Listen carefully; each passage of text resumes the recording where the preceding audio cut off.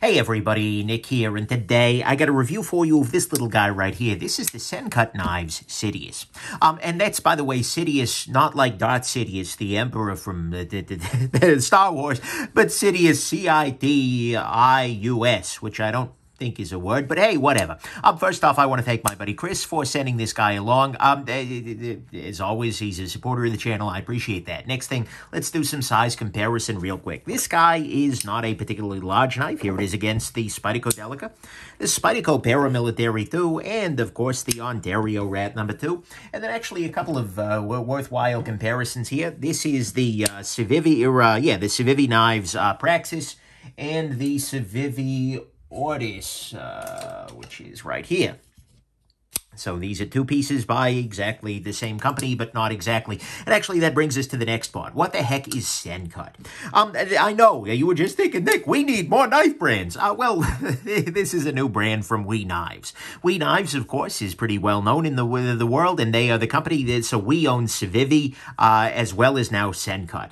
And if you look at a Knife News article that kind of announced Sencut's existence, I quote directly here, the company tells us that Sencut knives are intended to be their dedicated budget and entry-level label.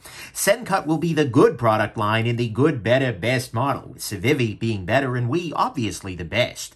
And then they go on to say that outside designers have played a big role in both Sencut sister brands' lineups. But Erkenbrack, who is apparently the spokesperson here, reckons we can expect more in-house work from Sencut. It is likely that we will have some collaborations, but most designs will come from in-house. So I'm kind of understanding from this that Sencut is Civivi and We's way of not working with designers, and I gather a lot of this is destined to be sold cheap on Amazon. Right? So this is sort of their low-end brand that's all in-house designs and sold, I gather, mostly through Amazon. I'm not seeing it through their conventional distributorship.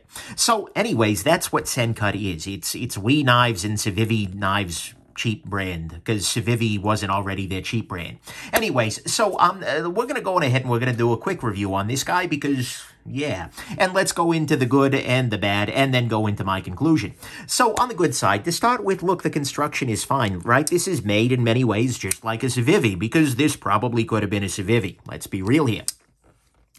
In terms of all of the various items, it works well. The liners are well done. The G10 is reasonably well done. The construction on it is fine. It's scented, all of those things. Honestly, it's still much better than the equivalent prices from many U.S.-based companies using overseas manufacturing.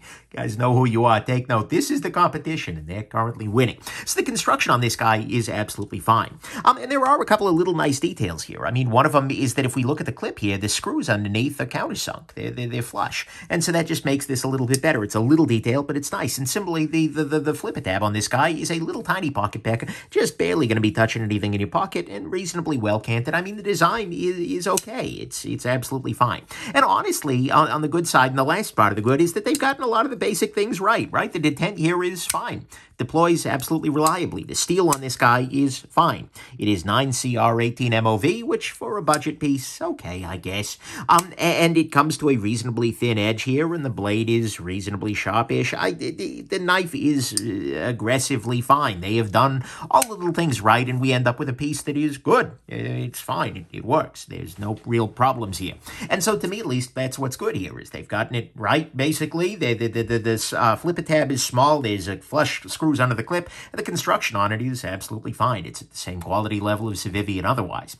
On the bad side, to start with, one thing I'm just going to raise is that if they're going all in on selling through Amazon, that's not a really great way to repay the network of dealers who made We and Civivi what they are today. That strikes me as a little bit tone deaf, right? Especially in a time when, but anyways, I just don't particularly love the idea of them doing an Amazon first brand when, the fact that people were willing to take on We early on is how We got to be here. It's their own business decision, but skewing the dealer model isn't great, and I hope they're going to go that route in the future. Next thing, this guy here has a very thin and wide handle. So it's thin in this dimension here, and it's wide in this dimension, and that makes the whole thing a little bit circular. And as a result, the whole thing feels like it wants to rotate a little bit with actual cutting. Is it the end of the world? No. But it definitely has a lot more of that feeling than, for instance, the Praxis here, which is going to lock in the hand a little bit more firmly, and where that's really not a problem. It's kind of a nitpick, but it is definitely one of the downsides to having more cylindrical knives, is that they tend to want to rotate a little bit during cutting. Next thing, this little area here in the back, the line is sticking up. It's frankly the only design touch on this thing, but it's not a great one, because this little part here is just a little bit sharper, and so it's going to dig a little bit into your hand as you're using it.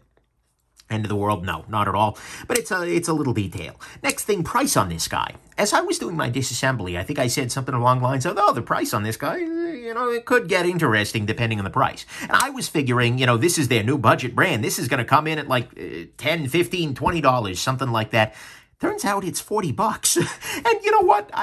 There are so many $40 knives out there these days, and at some level we're very lucky, right? That that's the level that the market has reached. But this isn't nearly cheap enough for me to end up giving a damn about it, right? There is just no way I'm buying this over a knife that was designed with, more care, with more consideration. I mean, if you're looking at something like the Artisan Arroyo here, which has actual design chops to it, or even the Civivi, oh, come on, Ortis, or it just doesn't strike me like I don't see it. The price here is fine. It's a reasonable budget knife, but it isn't cheap. It's not what Sencut is purporting to do.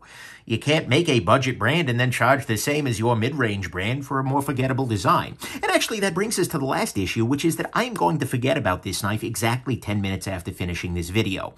This knife has absolutely nothing remarkable about it. And, there is literally nothing that's going to stand out at me.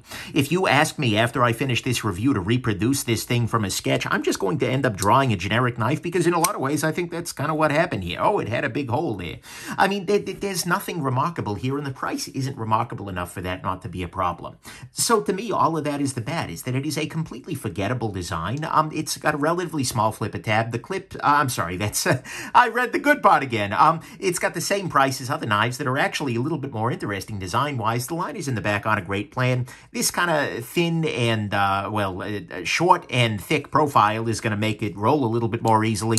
And then going all in on Amazon is just a little bit weird when the distributorship model has worked very, very well for we in the past.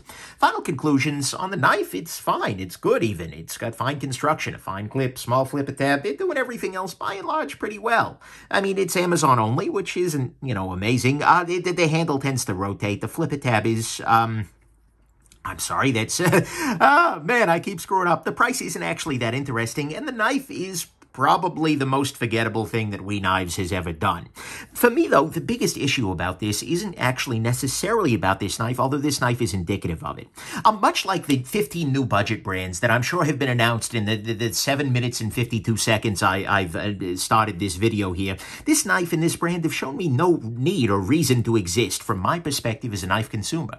I'm sure it makes sense in-house. Maybe this is some new VP's great idea, or maybe they're just trying to cut out the middlemen in distributorship. I don't get it. Maybe it makes sense to them internally, but from my perspective, I just don't get it. Because the very last thing that the world needs right now, from my perspective in the knife market, is more uninteresting churn in the budget space. Because honestly, doing a knife well, doing it in this way, is just not good enough anymore. There are so many people who are out there already. I mean, even if you just look at prominent Chinese brands with solid distributorships, there are 5 new models released each day, right? And that goes up to 50 if you're willing to roll the dice and do a dropship brand. And most of these are just like this. They're knives that are made fine, with fine materials, fine design, fine prices.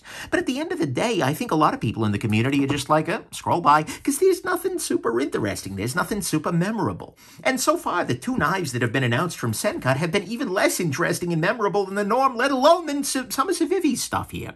And honestly, this quality over quantity marketing, quantity over quality marketing has already been a major problem for Civivi and for We. And so the idea of yet another brand that is matching Civivi in price and quality, because remember, $40 is the Civivi bread and butter zone, but they're matching the price and quality, but they're not using the designers that are actually giving interesting pieces that are more memorable for more than like 10 minutes or so.